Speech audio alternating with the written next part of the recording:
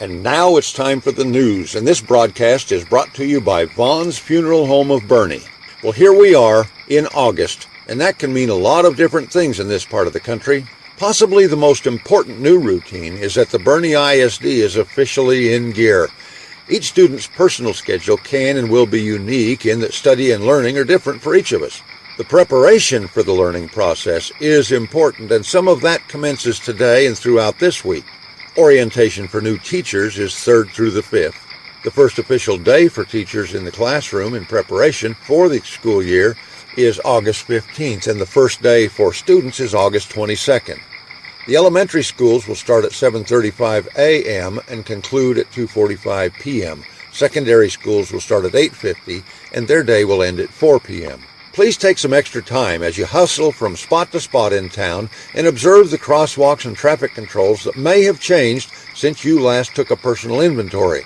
It is amazing to watch the intersection of West San Antonio Avenue at Main Street as vehicle after vehicle pull up to the stop sign, observe traffic in both directions before proceeding to turn left or go straight across Main to East San Antonio Avenue. The only problem seen with these ultra-cautious drivers is that each and every one of them break the law.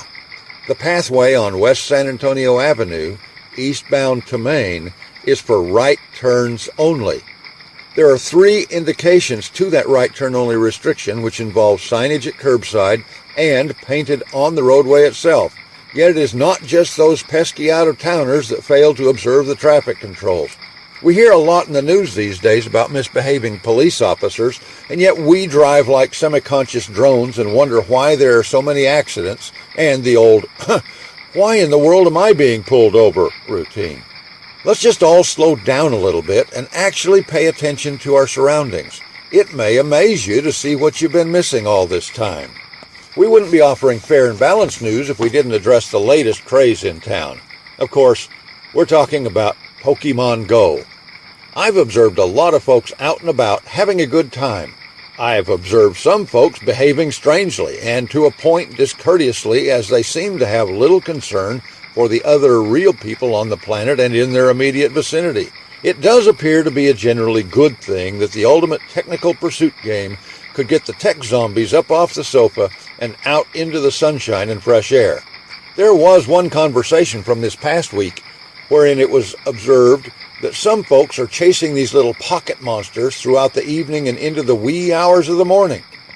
Some of the participants appear to be full-grown adults that might have a job to report to in the morning, yet they are out there at 2, 3, even 4 in the morning. I suppose it's possible to get too much of a good thing. The road construction continues in and around town, and it will be in high gear for the next several weeks as numerous road projects are coming to completion at the same time.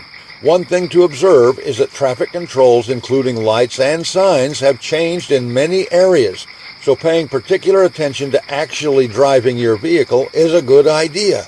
We certainly don't want any habitual drivers to meet by accident. Remember not to park on River Road in the late evening and overnight, as the road construction crews will be hard at it, and a parked car will be a towed car, and the fees, including impound, will be at the vehicle owner's expense. Well, that's it for now, since discussing the weather is just too boring. So we'll conclude the news now. I'm Tom Allred reporting. We'll get you back to the hits of the 50s and 60s on 1500 KBRN.